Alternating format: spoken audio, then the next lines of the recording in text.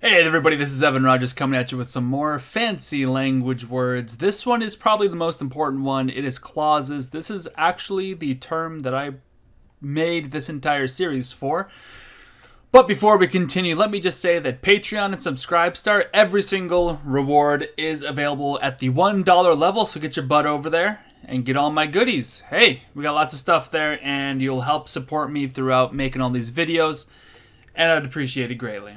Let's get started. Clauses. A clause. Not like Santa Claus. Ho, ho, ho.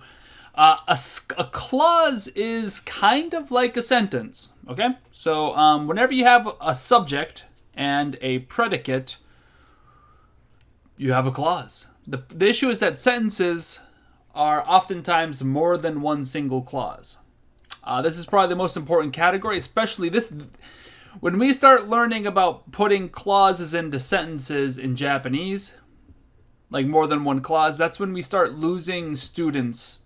They decide that Japanese is too annoying, and they give up on it. All right, so this is probably most important. Clause is basically when you have a subject and a predicate. Clauses are easily confused with sentences, just like I just said. Every sentence has at least one clause, but some have more. English almost demands every clause's subject and predicate be announced. Yeah, basically every single time we have a clause in English, we announce the subject and the predicate. Well, Japanese regularly omits subjects. It's a little bit of an annoying thing, but that's what they do. In a sentence, there is usually a main clause. Also, it's called an independent clause because it can stand on its own. A main clause and independent clause. You'll hear me use both terms. And also, there are subordinate clauses, which inside of the subordinate clause categories, we can call those dependent clauses because they need the independent clause to function. They need the main clause. With it, and also there's relative clauses, adjectival clauses, and adverbial clauses, and all that sort of fun stuff. There's lots of different Santa Clauses out there. All right, so a main clause is the meat and potatoes of the sentence, and we'll see some examples later. Subordinate clause is the details added for clarification. Relative clauses, adjective clauses, adverbial clauses. When you use a clause like an adjective. Okay, so yeah, the relative clauses, adjectival clauses, and adverbial clauses. The basic meaning of these is whenever you use a clause like an adjective or an adverb. Okay, that's all that is. That sounds confusing. Again, we're gonna get some examples. Okay. Okay, just like I said, we have some examples. I went to school after she left. All right, notice there are two verbs in the sentence. We have went to school, and we have the verb left. Notice how the subject of went is I. Let's go ahead and highlight that. And then the subject of left is she. We'll give that a different color. Boom, she's green now. So we have two clauses in a single sentence. I went to school after she left. The question becomes, what's the main clause? What's the information that needs to be communicated that doesn't rely on anything else? Well, she left is entirely dependent on... In fact, this is just a time. After she left is just a time. This is just telling us the time when I went to school. This would be an adverbial clause because time, when we announce what time we do something, it's an adverb because it's describing when you go. You go as a verb. Anyway, that's not important. The main clause is I went to school, and the subordinate clause is after she left. Okay, so I went and she left are clauses, and I went is the main clause. She left is merely adding information to the main clause. It's a subordinate clause, okay? You don't really need to know if it's adverbial or not because, quite frankly, Japanese words don't function exactly the same way that English words do. And so announcing if one's an adverbial clause or an adjectival clause or a subordinate clause, blah, blah, blah, blah, blah.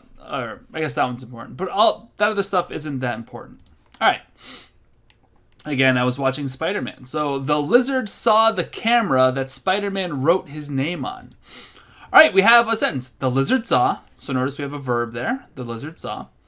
And what did he see? He saw the camera. And then which camera is it? The camera that, look, Spider-Man wrote. Spider-Man wrote. We have a subject and a clause. Spider-Man wrote something. He wrote his name on...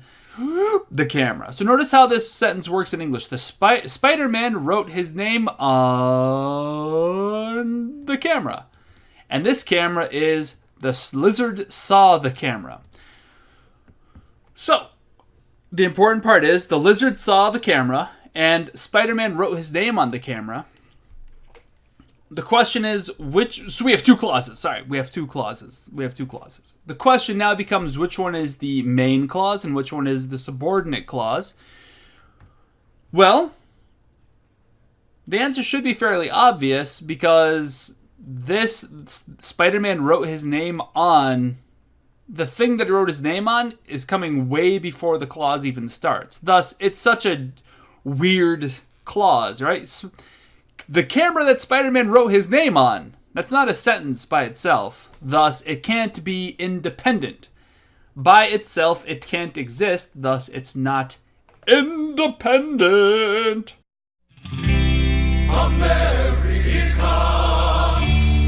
But hey, the lizard saw the camera. That is a independent clause. That's the meat and potatoes. The lizard saw the camera, main clause. Spider-Man wrote his name on the camera is the subordinate clause. Notice that Spider-Man wrote his name on is modifying the camera. Thus, it's an adjective. It's a clause, but it's functioning like an adjective. Thus, it would be an adjectival clause. That's not too important. This won't come up that much in Japanese. It could, but if you want to think about it that way, it could. But that's the way it goes. Spider-Man wrote his name as the baby clause. Subordinate dependent clause. It's modifying the word. Exactly. So we went over all that. Okay, great. All right, number 3. She hit the lizard as hard as any human has ever hit anything. Whew, that's a fun sentence. Okay, so maybe I'm too far up. Let me scroll down just a little bit. Here we go. All right, so she hit the lizard, right? That's a sentence. And now the rest of the sentence is describing how hard she hit the lizard, right? So let's see, another verb. Oh, hit. We have hit. Has hit. Oh, what has hit? A human has hit. Boom, we have a second clause. Again, you should be able to identify. I just going in order, I'm putting these in main clause, subjective clause, or subordinate clause. So she hit the lizard as hard as any human has ever hit anything. She hit the lizard. This is the main clause. Okay, that's the main clause, because just that by itself independently exists. However, as hard as any human has ever hit anything, that requires she hit the lizard, so it's dependent. Notice it's modifying how hard she hit, so it's modifying the word hit, thus it's an adverbial clause. Once again, that's not important, just helping you out with your English. Hopefully that makes sense. You're going to learn a lot of English learning Japanese, so I'm just going to blast it right in front of your face right here.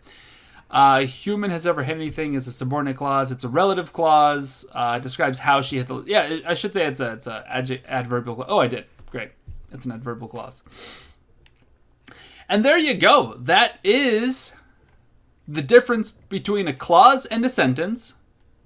And it's also the difference between a main clause / independent clause and a subordinate clause and all those other clauses that I mentioned, okay? Clause is very important in Japanese because you can essentially quadruple what you can say when you realize you can put clauses in front of nouns. So that's very important to understand. It's also somewhat helpful to understand what word it is that you're modifying, because you can either be modifying a verb with your clause or you can be modifying a noun with your clause in Japanese, and the grammar will change accordingly. Similarly to how grammar will change in English. It's just how humans think. All right, great. Hey, have yourself a happy dappy day. Peace out. And let's sing Vampirina. We can sing Booty Vampirina. You want to sing Booty Vampirina?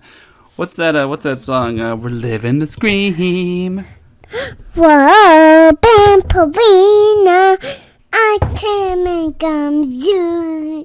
Vampirina. Maybe blue with pointy teeth. Mommy blue is pointy.